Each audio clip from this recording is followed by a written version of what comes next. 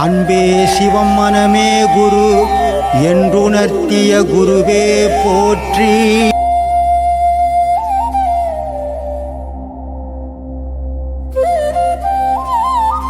அப்படி நின்னுணும். நீங்கள் இந்த மாதிரி பிள்ளைங்களுக்கெல்லாம் அப்படி தான் நிற்கணும். ஏன் கடமை முடிச்சாச்சு, உன்னை பெத்த கடனுக்காக படிக்க வச்சு கல்யாணம் பண்ணிட்டேன், நீ ஆச்சு, உன் பொண்டாட்டி ஆச்சு, உன் பிள்ளைங்களாச்சு, நல்ல மாதிரியே வாழ்ந்துக்கப்பா, என்ன ஆளை விடு, சொத்துக்கிட்டு நீங்கள் வந்து நின்னா கட்டையத்தை பிறந்துருவோன்னு சொல்லிடணும். நீங்கள் உலகணும், விடக்கூடாது, கொடுக்கக்கூடாது கொடுக்கக்கூடாது சாமி. அது மாதிரி பிள்ளைங்களுக்கெல்லாம் உழைச்சி சம்பாதிச்சு, அவங்க அப்பா வச்சுருந்தாரா, அவர் உழைச்சி தானே சம்பாதிச்சாரு. அது மாதிரி உனக்கு ஒன்றா நான் வந்து வைக்கணும்னு அவசியம் இல்லை. நீ உழைச்சி சம்பாதிச்சு உன் பிள்ளைக்கு வச்சுட்டுப்பா. நீ வச்சுட்டு போறியா வைக்காமல் போறியா, அது உன் வேலை, நீ போடா, போய் வேலையே போகிற. நான் சம்பாதிச்சு நான் சாப்பிட்டுக்கிறேன், இல்லைன்னா இருக்கா அனாத ஆசிரமத்துக்கு எழுதி கொடுத்துட்டு போகிறேன், இல்லைன்னா என்ன மாதிரி இந்த ஆசிரமத்துக்காவது நான் எழுதிடுவேன், உனக்கு மட்டும் தரமாட்டேன்டான்னு சொல்லணும். நீங்கள் அது ஆணித்தரமாக சொல்லிடணும். ஏன்னா எப்போ பெத்த பிள்ளைங்க மனசில் அந்த ஈரம் இல்லையோ அப்போ உங்களுக்கு மட்டும் ஈரம் கசினுன்றது அவசியம் இல்லை பிள்ளைங்க மாதிரி. ஏன்னா இன்னொரு விஷயம் பாருங்கள், உங்களுக்கு ரோல் மாடலு பிள்ளைங்களுக்கு நீங்கள் தான் ரோல் மாடல். உங்களை பார்த்து அவன் வளர்ந்தான், அப்போ ஏன் அப்படி வளர்ந்தான்றது அது உங்கள் விதிப்படி நடந்துருக்குது. அது நீங்கள் அப்படி கூட இருந்திருக்கலாம், அது வேறு விஷயம். ஆனால் சம்பாதிச்சது நீங்கள் நினச்சாதான் கொடுக்கலாம், அவங்க வந்து எடுத்துக்க முடியாது, அவங்களுக்கு அந்த ரைட்ஸும் கிடையாது. அதனால் இந்த மாதிரி பிள்ளைங்களுக்கும் கொடுக்கவே கொடுக்காதீங்க. அவங்க எங்கே வேணால் போட்டோம், நீங்கள் உழைச்சி சம்பாதிச்சா உங்களுக்கு தான் ரைட்ஸ். நீங்கள் வந்து விற்கலாம், உங்கள் வாரிசு வந்து கையெழுத்து போடணும் அவசியம் இல்லை. ஏன்னா நீங்களே சுயமாக சம்பாதிச்சதால் அவங்கெல்லாம் வாரிசெல்லாம் வந்து கையெழுத்து போடணும் அவசியம் கிடையாது. தாத்தா சொத்தாக இருந்தா அப்போ பேர பிள்ளைங்கள்லாம் வருவாங்க, அவங்களாம் கையெழுத்து போடணும். வாங்குறவன் கேட்பான், ஏன்பா நீ சம்பாதிச்சது இல்லை, உங்கள் அப்பா சம்பாதிச்சது, உன் பிள்ளையெல்லாம் வர சொல்லி கையெழுத்து போட்டால் தான் செல்லும் அப்படின்னு சொல்லுவாங்க. ஆனால் நீங்கள் சம்பாதிச்சது, நான் சுயமாக சம்பாதிச்சேன், நான் கையெழுத்து போடுறேன், உனக்கு விற்கிறேன், ஒன்றா வாங்கிக்கிட்டான்னா வாங்கிக்குவான், தேவையில்லை. நீங்கள் சம்பாதிச்ச சொத்துக்கு பிள்ளைகள் தேவையில்லை, தாத்தா சொத்துக்கு தான் அவங்க தேவை.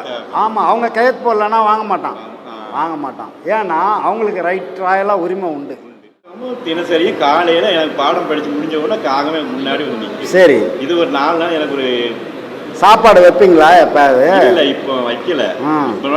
இப்போ நாளாக காக்காவே நாயுமே வைக்கல. சரி, இப்போ இந்த ஐயா கனவுல வந்து சமாளித்து வந்து எந்திரிச்சு சொன்ன பிறகு சரி இப்போ தினமும் காகம் வந்து வீட்டுக்கு முன்னாடி வந்து நிற்குது. சரி, இப்போ ஒரு 4 நாள். அதே மாதிரி நாயும் நான் போறதுக்கு முன்னாடி எனக்கு வழிகாட்டியாக போய்கிட்டே இருக்கு. இது எனக்கு ஒரு நான் என்ன சொல்கிறேன், உங்களுக்கு என்ன தோணுதுன்னா, ஏதோ ஒரு வகையில் முன்னோர்களோ இல்லை ஐயாவோ ஒரு வழிகாட்டியாக வந்து நமக்கு எதையோ வந்து நினைவுபடுத்துகிறாங்க, வழிகாட்டுறாங்க. சரி, அந்த வழியில் பயணமா. அப்போ நீங்கள் என்ன பண்ணணும், காக்கா கொஞ்சம் சோறு வைங்க, இனிமேல் பழகிடுங்க, இனிமேல் நாய்க்கு ஒரு பிடி சாதம் வைங்க, சாப்பிடும்போது காக்கா கொஞ்சம் சோறு வைங்க, இது ரெண்டத்தையும் வச்சிங்கனால உங்களுக்கு அந்த பாதை புரியும், பயணங்கள் தொடரும். அதில் நீங்கள் தேட வேண்டிய அவசியம் இல்லை, தெளிவாகிடுவீங்க. அது கொஞ்சம் செய்யுங்க, ஒன்றும் பிரச்சனை இல்லை. அகார உகாரம் மகாரம் இது 3 சேர்ந்தது தான் திருன்னா இறைவன் அர்த்தம். முப்பொருள்னா இறைவன், அதுதான் உயிர், அதுதான் ஆன்மா, அதுதான் எல்லாமே. அப்போது திருன்னா முப்பொருள். அதனால தான் இந்த முப்பொருள் சேராமல் ஒரு பொருள் நிலைக்காது, இந்த முப்பொருள் சேர்ந்தாதான் ஒரு பொருள் நிலைக்கும். அப்போது திருக்குறள் நிலச்சிருக்கு, திரு அருட்பா நிலச்சிருக்கு, திருவாசகம் நிலச்சிருக்கு. இந்த திரு நம்பது முன்னாடி இறைவன் வந்துடுறாரு, திரு அருட்பா.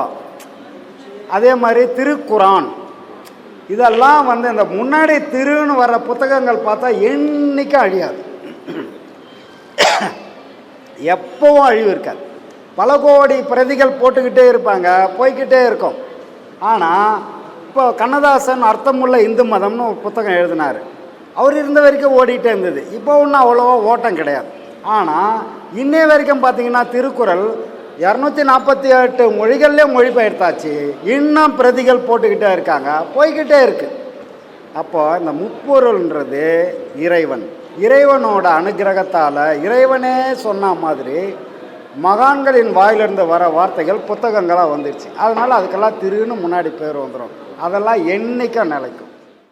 நமக்கு திருமணம் அப்படின்னா திருன்றது, அதாவது இரு மனங்கள் சேர்ந்து திருமணம்னு ஆகுது. இரு மனங்கள் சேர்றதுனால அந்த திருமணம். அது முப்பொருள் கிடையாது, 2 பொருள் தான்.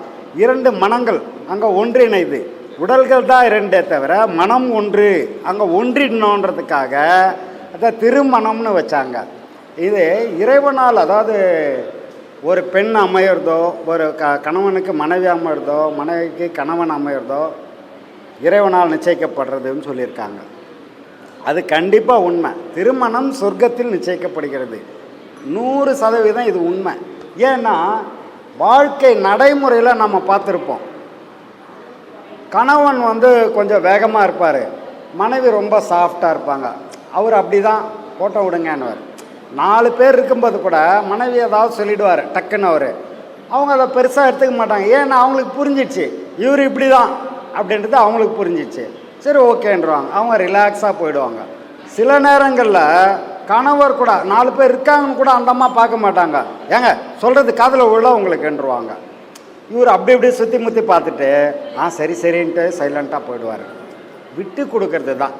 அந்த இரு மனங்கள் ஒரு மனம் ஆகிறதுக்கு பேர் திருமணம். இது விட்டு கொடுத்து போனால் திருமணமாகவே இருக்கும். இல்லைன்னா இன்றைக்கி வேறு மாதிரியெல்லாம் போய்கிட்டு இருக்கு. முறிவுகள்லாம் ஏற்பட்டு எல்லாம் போகுது, கோர்ட்டுக்கெல்லாம் அது நிறைய. இப்போ என்னன்னா, இந்த வேகமான உலகத்தில் அந்த விட்டு கொடுக்குற மனப்பக்குவம் 2 பேர்கிட்ட இருக்கணும். இல்லாத பட்சத்தில் ஒருத்தர்கிட்டாவது இருக்கணும். 2 பேர்கிட்ட இருக்கணும். 2 பேருக்குமே இல்லைன்னா ஒருத்தர்கிட்டையாவது இருக்கணும்.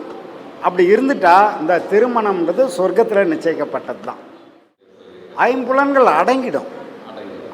வெளியே புலன்னா கை கால் கண் மூக்கு வாய், இதுதான் பொறி புலன்கள். புலன்கள் உள்ள அடங்கிடும். புலன்கள் வெளி இயக்கம் இருக்காது.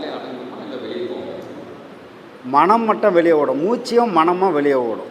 இந்த மூச்சியும் மனமும் வெளியே ஓடும்போது புலன் இயக்கம் இருக்காதே தவிர தாட்ஸு வெளியிலேருந்து கொண்டு வந்து உள்ளே போடும். அது இயக்கம் பண்ணிக்கிட்டே தான் இருக்கும். புலன்கள் நம்ம பொறிகள் தான் இயங்காது. கை காலில் படுத்தா தூக்கிட்டு நல்லா தூக்கத்தில் இது மட்டும் இயங்காமல் இருக்கும். உள்ளுக்குள்ளே இருக்கக்கூடிய கர்மாதிகள் இருக்கு இல்லையா, ஹார்ட்டு, லங்ஸு, மற்ற லிவரு, கிட்னி இருக்கக்கூடிய எல்லாம் இயங்கிக்கிட்டு தான் இருக்கும். அப்போது உள்ளு உறுப்புகள் இயங்கும், வெளி உறுப்புகள் இயங்காது. அதே மாதிரி மனம் இயங்கும். ஆமாம், அதனால தான் கனவுகள் வருது. எப்படி வருது? கனவுகள் எப்படி வரும்? இயக்கம் இருக்கிறதால கனவு வருது. அப்போ மனம் இயங்கிக்கிட்டு இருக்குன்னு அர்த்தம். ஆமாம், நீங்கள் தூங்கினாலும் அது தூங்காது, அது வேலையை செய்துக்கிட்டே இருக்கும். புலன்கள் மட்டும்தான் அடங்கும் தூக்கத்தை. அதை விட இன்னும் ஆரோக்கியமாக இருக்கும். மனமும் அடங்கிடணும். 5 புலன்கள் அடக்கமோ மனமும் அடங்கிட்டா மகான். 5 புலன்கள் மட்டும் அடங்கி மனம் அடங்காமல் இருந்தால் அஞ்ஞானி. அவனுக்கு என்ன ஆயிடுச்சுன்னு, நல்லா தூங்கிட்டம்பா, ஆழ்ந்த தூக்கம், உடம்பு நல்லா இருக்குன்னுவான். மனமும் ஒடுங்கிடுச்சின்னா அவங்களுக்கு முன்னை வினையின் முடிச்சை வைப்பார். முன்னாடி என்ன நடந்ததுன்னே தெரிய வரும். அந்த அளவுக்கு அவங்க மனம் சுத்தமாயிடும். மனம் ஒடுங்கிய நிலையில் முற்பிறவி பலன்கள் அவங்களுக்கு தெரிய ஆரம்பிச்சிடும். பின்னாடி நம்ம கடந்து வந்த பாதை நமக்கு தெரிய ஆரம்பிச்சிடும். அப்போது அடுத்து எடுத்து வைக்கிற பாதையில் உஷாராக போவோம். நம்ம அவ்வளோ விஷயங்கள் நமக்கு புரிஞ்சிடும். அப்போ மனம் அடங்கிடணும். அதுக்கு தான் சாமி இந்த பாடங்கள் கொடுத்து மனம் அடங்கணும். ஆமாம், அதாவது சித்தியெல்லாம் பெற்றாலும் மனமடங்க கற்றாலும் சித்தியெல்லாம் பெற்றாலும் சினமடங்க கல்லார்க்கு வாயேன் பராபரமேனார். அப்போது மனம் அடங்கிய நிலையில் தான் சினம் அடங்கும், கோபம் அடங்கும். கோபம் அடங்கிடுச்சினாலே சித்தம் தெளிவு பெற்றோம். சித்தம்னக்கூடிய அறிவு தெளிவு பெற்றாலே அடுத்தடுத்த எடுத்து வைக்கிற பாதைகள் சிறப்பாக இருக்கும். ஒவ்வொரு பாடமும் இவர் எல்லாருக்கும் சொல்லிக் கொடுக்குறதெல்லாம் நான் பார்த்துருக்கேன். இவர் நேரில் பார்த்ததே கிடையாது. ஒரு 4 நாள் ஒரு வாரத்துக்கு முன்னாடி உங்கள் யாருன்னு தெரியல ஒரு ஸ்டூடெண்ட் நம்ம கடைக்கு வந்தார் மீன் வாங்கிறதுக்கு. கலர் நல்ல மீன் நான் விற்க குளத்தூரில். எனக்கு 3 மில்லியன் சப்ஸ்கிரைப் பண்ணியிருக்காங்க எல்லாருமே. அவர் சொல்கிறார் நீங்கள் ஐயாவை பார்க்காம இருக்கீங்க அப்படின்னு.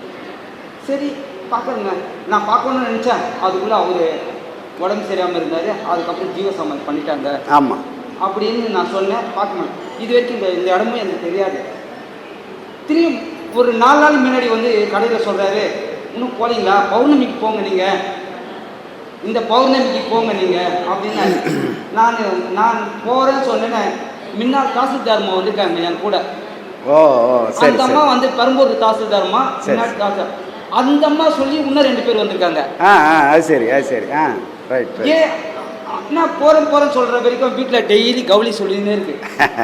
டெய்லி நடு வீட்டில் இன்னைக்கு எப்படியாச்சும் போயிடணும், கடை தேவையில்லை, இன்னைக்கு எப்படியாச்சும் ஐயாவுடைய சமாதி பார்க்கணும். நேராக வந்தேன், திருவள்ளூர்ல இறங்கினேன். சரி, வந்தோம், ஆட்டோ பிடிச்ச வந்தோம். ஆட்டோக்காரே அவரே தந்து விட்டாரு. சரி, கை கால் கவுனா ஐயாவை போய் பார்த்தேன். சந்தோஷம். அதுக்குள்ள கூட வந்தேன், கேட்டேன் இங்கே ஐயா கேட்ட மாதிரி 2 பேர் இருக்காங்களே, அவர் வந்து ஐயா சொல்லிட்டு போனது அடுத்த சீடர் ஆமாம் அப்படின்னு சொல்லி ஐயாவோட சீடர். அவ்வளோ எனக்கு அவர் சொன்ன ஒவ்வொன்றும், நீங்கள் நான் எங்கே போக மாட்டேன், இங்கே தான் இருப்பேன், நான் எங்குமே போக மாட்டேன்,